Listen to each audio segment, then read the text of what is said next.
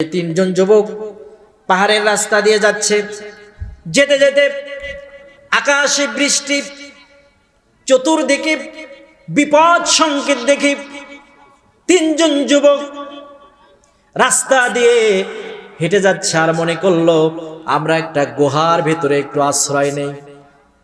আমরা আপনারা যদি বৃষ্টির মধ্যে পড়ি যে কোনো বাড়িতে আশ্রয় নেই কিনা, যে কোনো বাড়িতে আশ্রয় নেই আমরা। এই আল্লাহর তিনজন যুবক, আল্লাহর বান্দা, ওরা যখন সামনে চলে গেল, বৃষ্টির ভিতরে বিজলি চমক, আল্লাহর তিনজন বান্দা একটা গুহার ভিতরে আশ্রয় নিল। আর ওই গুহার উপরে সঙ্গে সঙ্গে আল্লাহ রাব্বুল আলামিন তাদের ঈমান পরীক্ষা করার জন্য বিশাল একটা পাথর চাপা দিলেন। কি চাপা দিলেন? পাথর চাপা দিয়ে দিলেন। এবার তিনজন যুবক ওই পাথরের ভেতরে আটকা পড়ে গেল। তিনজন যুবক ওই পাথর থেকে আর বের হতে পারে না। তিনজন যুবক একে অপরকে বলছে, তুমি আমি জীবনে যা ভালো কাজ করেছি সেই ভালো কাজের বিনিময়ে আল্লাহর কাছে আমরা বলি, আল্লাহ হয়তো বা এই পাথরটাকে উঠায় দিবে। তাছাড়া এই পাথর কখনো আমাদের মাথার উপর থেকে উঠানো সম্ভব নয়। এইবার তিনজন যুবক, তার ভিতরে এক নম্বর যুবক, সে বলল, রবের কাছে প্রার্থনা করলো, রবের কাছে ক্ষমা চাইলো।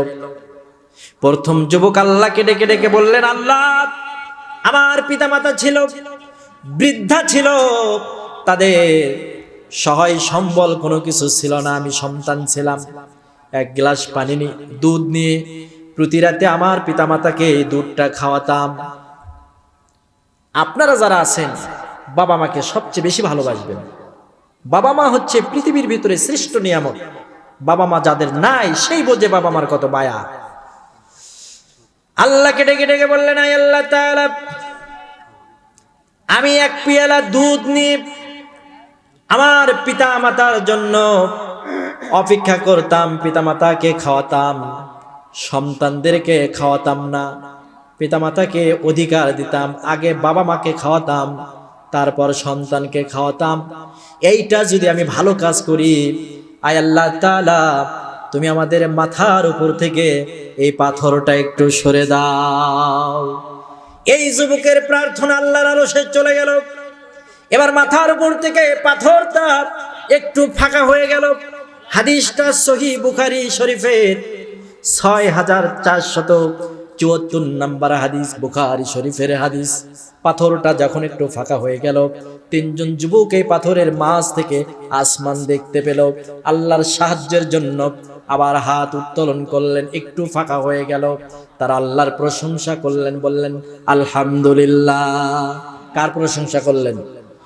আলহামদুলিল্লাহ। আপনি আমি যখন বিপদে পড়ব কার কাছে সাহায্য চাবো? একমাত্র আল্লাহর কাছে আমরা সাহায্য চাবো। এবার দ্বিতীয় যুবককে বলল, তুমি আল্লাহর কাছে তোমার জীবনে কোন ভালো কাজটা করেছো সেই ভালো কাজের বিনিময়ে রবকে একটু ডাকো, রবের কাছে প্রার্থনা করো, রব যেন এই পাথরটা মাথার উপর থেকে সরে দেয়। দ্বিতীয় যুবক ছিল, ওই যুবক আল্লাহকে বললেন, আয় আল্লাহ তাআলা, আমি কিছু শ্রমিক নিয়েছিলাম, একটা কাজের লোক নিয়েছিলাম। ওই কাজের লোকের মূল্য পরিশোধ করার আগেই কাজের লোক চলে গিয়েছিল। আমিও ব্যস্ততার কারণে তার পারিশ্রমিক পরিশোধ করতে পারি নাই। রব্বুল আলামিন অনেক দিন পর তার পারিশ্রমিক দিয়ে আমি কিছু ছাগল ক্রয় করে রেখেছিলাম। যখন উনি অনেক দিন পরে আমার কাছে পারিশ্রমিক নেওয়ার জন্য আসলো, আমি আল্লাহর বান্দা শ্রমিককে বললাম, তোমার পারিশ্রমিক স্বরূপ তুমি এই ছাগলের পাল নিয়ে যাও। তখন আমি ছাগলের পালটা দিয়ে দিলাম। আল্লাহর বান্দা ছাগলের পাল নিয়ে চলে গেল।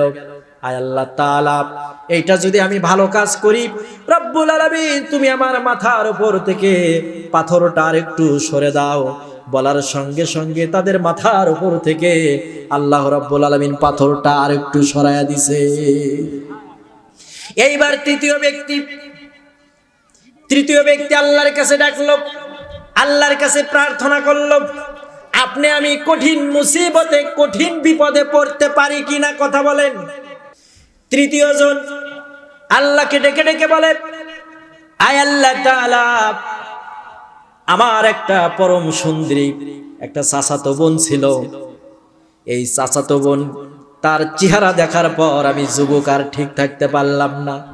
একদিন আমার চাচাতো বোনকে বললাম, ও আমার চাচাতো বোন, তোমার এত সুন্দর রূপ যৌবন, আমি তোমার সাথে ভালোবাসবো এবং তোমার সাথে আমি মিলামেশা করব। চাচাতো বোন বলল, একদিনে রাজি হয় না, 2 দিনে রাজি হয় না, টার্গেট নিয়ে থাকে। এইরকম টার্গেট নিতে নিতে একটা সময় গিয়ে তার চাচাতো বোন রাজি হয়ে গেল। যুবককে বলল, ঠিক আছে, তোমার কুপ্রস্তাবে আমি রাজি হব, তবে আমাকে 1 নয় 2 নয় 100 দিরহাম দিতে হবে। জোরে বলেন, কত দিরহাম? 100 দিরহাম দিতে হবে। করানোর পরে ওই মেয়েটা একদিন এই ছেলের কুপ্রস্তাবে নিরালায় সাক্ষাৎ করেছে। তারা জিনা করবে। জোরে বলেন নাউযুবিল্লাহ। কি করবে? জোরে বলেন তো। জিনা করবে। এইবার জিনা করার জন্য এই যুবকটা যখন এই মেয়ের কাছে চলে গেছে, ঠিক যখন তার দুয়ানের মাঝখানে বসবে, এমন সময় মেয়েটা বলে উঠল, যুবক, ইত্তাকিল্লাহ, আল্লাহর হুকুম ছাড়া তুমি আমার কুমারিত্ব নষ্ট করবা না। বলার সঙ্গে সঙ্গে যুবক উঠে গেছে। যুবক আল্লাহর কাছে তওবা করে আল্লাহকে ডেকে ডেকে বলে, আল্লাহ, আমি যে 100 দিরহাম আমার চাচাতো বোনকে দিয়েছিলাম, আমি মাফ করে দিলাম। আল্লাহর কাছে তওবা চাইলেন, আল্লাহর কাছে মাফ চাইলেন।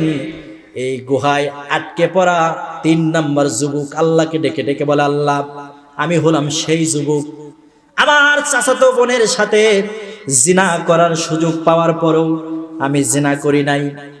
এইটা যদি আমি ভালো কাজ করি, রব্বুল আলামিন, এইটা যদি আমি ভালো কাজ করি, তাহলে তুমি এই পাথরটা একটু সরে দাও।